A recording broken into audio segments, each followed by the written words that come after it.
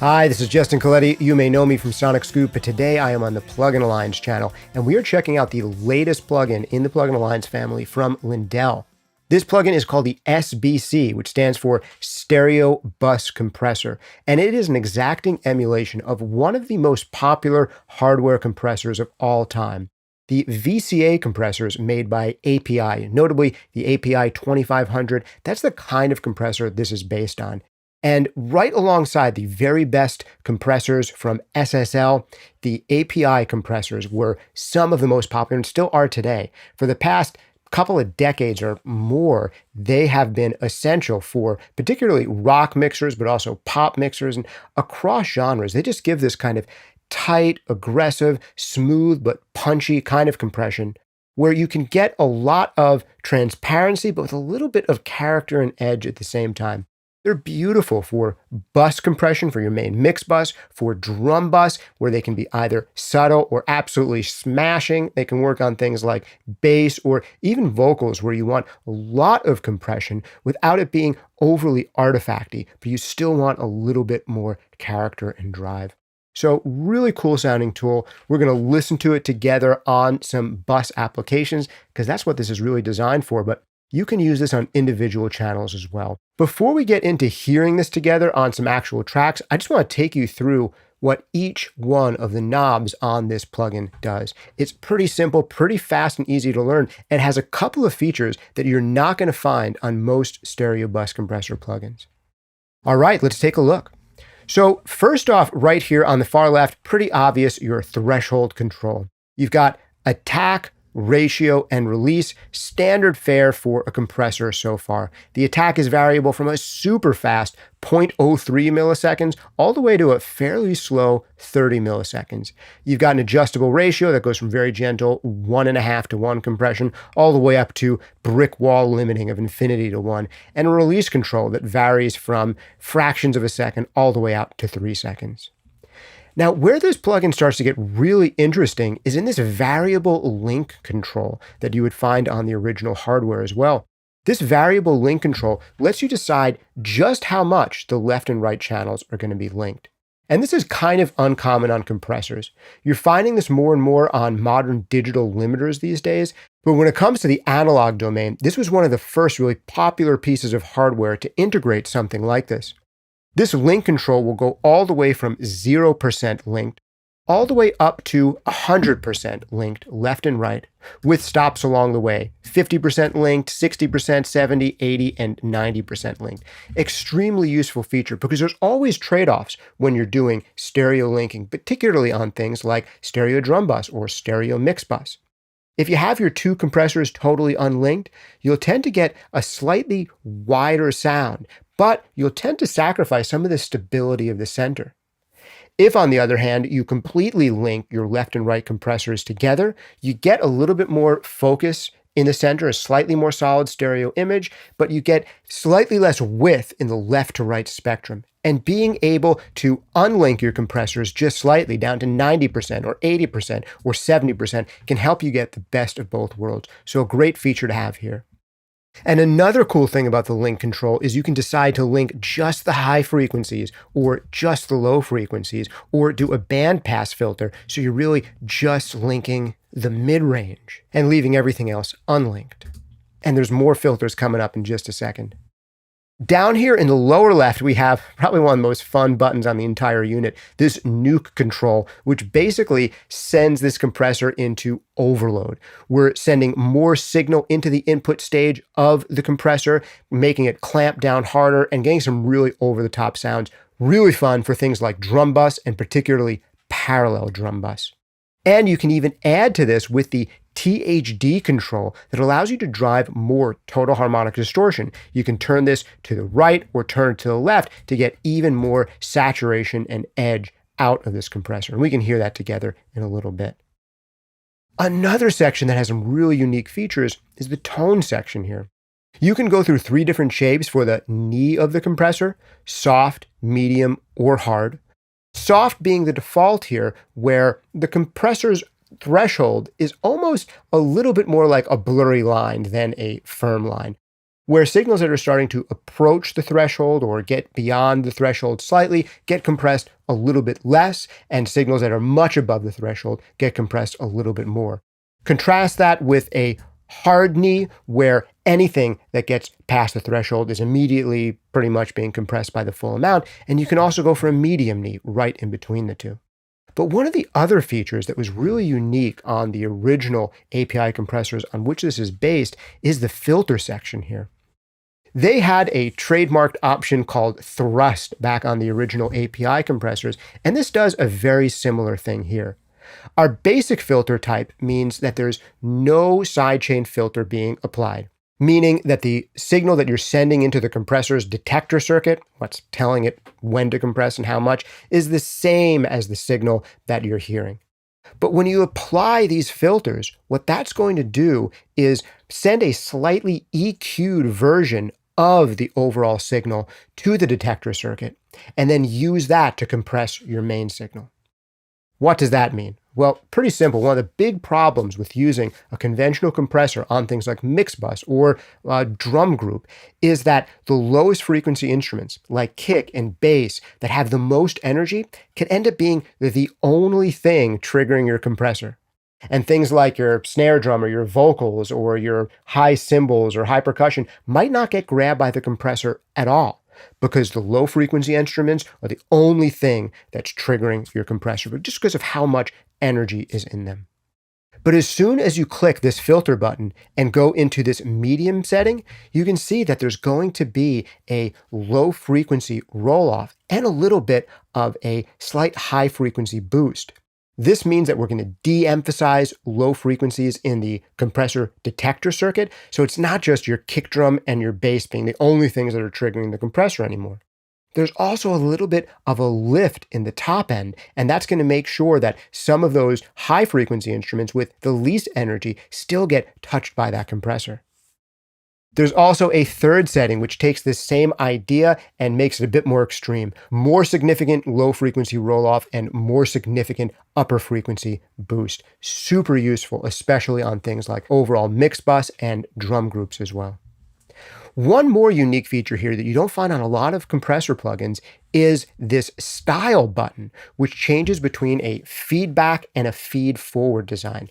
This is something else that you might not have heard of or might not have really familiarized yourself with in the past, but it's so useful to have in a compressor.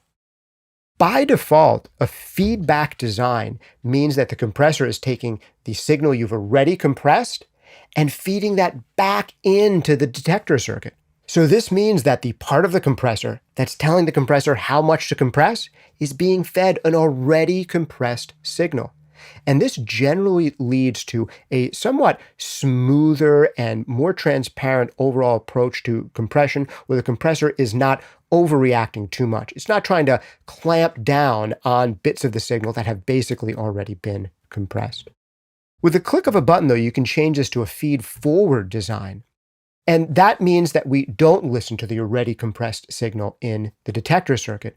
So here you can get slightly more intense compression, which is also a cool sound when you want the thing to be a little bit more aggressive and bite down a little bit more on your loudest peaks. So two great modes of operation. If you just leave all of these in their default settings, this is an absolutely fantastic sounding compressor that way. But just being able to tailor the knee, the filter, and this feedback versus feed forward is a great way to get extra refinement and extra types of personality out of the compressor plugin. All right, last two sections here are output and VU. And even this output section has a really cool feature in it. By default, our makeup gain is in a manual makeup gain mode, but we can switch it at the click of a button to automatic makeup gain. So now when we go over to our threshold control and apply more compression, we're automatically bringing up the signal by the same amount we are compressing by. So we can hear basically level match before and afters as we go. Super useful, super glad to have it here. If you prefer manual makeup gain, just leave this light on and there you go. But there's more cool stuff happening right here in the output section.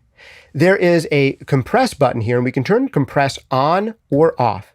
And when compress is off, one of the cool things here is we're still running through the analog circuitry in this compressor. So we're still getting some of the tone of the compressor. If you're applying additional THD, total harmonic distortion over here, we'll still get the additional saturation and overload and the color of this compressor, even if we're not applying any compression at all. Or we can hit this bypass button, and that bypasses the entire compressor altogether, including the models of the analog circuitry in here. Last but not least, there's a VU meter by default showing us gain reduction, but we can also switch it to showing us output or input levels. And that's it. All of the controls on the SBC from Lindell. Fantastic sounding stereo bus compressor. Of course, the best way to hear it is on your own track. So if you haven't already, go over to plugin-alliance.com where you can download a free trial to this or anything else they make for 2 weeks. All right, let's hear this thing in action. I'm going to drag it down a little bit, and let me bring up the unmastered version of this track as well here so we can hear these back to back. This is a soon-to-be-released track called Strange from a great band called Sebastopol, and the mix sounds pretty good right out of the gate. Let's hear the before real quick. Bring it into a verse.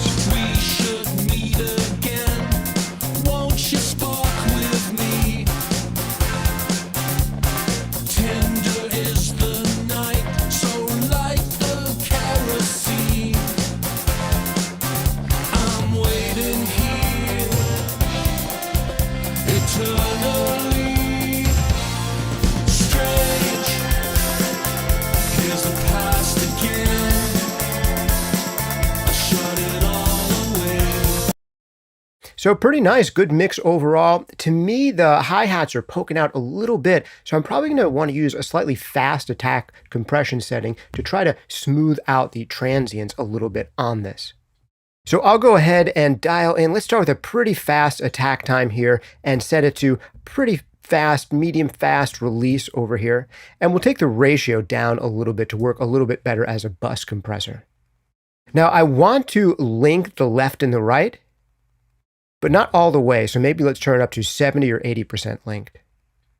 Something I definitely want to engage here is this filter. So we're taking some of the low frequencies out of the detector circuit and loading some more of those high frequencies into the detector circuit. Maybe do a little bit of a sidechain roll off here as well on the low frequencies. Let's go ahead and center this plugin on the screen. And we'll hear the before up here and then the after mastered version. I just did a quick remaster of this track using nothing but Plugin Alliance plugins. You can hear the full final version of the master on the band's page. We'll link to them down in the show notes below. So let's hear this before and after. I'll play the unmastered version and then the mastered version. We are going to hear a little bit of a jump in level, but as we go along further, I'll try to level match a little bit more. First, I'll play the mastered one with the compressor bypassed, and then we'll bring it in and start to go into some extreme settings so you can hear just how kind of smooth and punchy this compressor can sound, even when you're doing ridiculous amounts of compression, probably more than most people would do in a mix bus or mastering context. Let's go.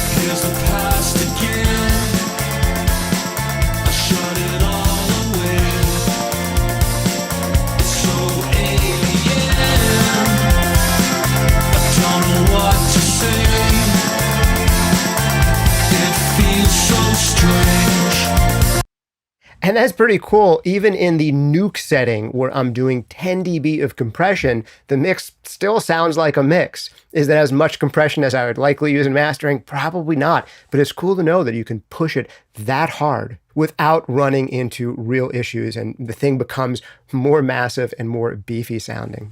Now, you can do this big of a change without hearing so much of a level change thanks to the auto or manual gain feature here. I'm going to take it out of manual mode, and now we'll hear an automatic gain change. So when I hit this nuke, we'll hear all the extra compression that it's giving, but not all the extra level. Let's try this again, this time right from that chorus section. First, starting on the unmastered version, brought up in level.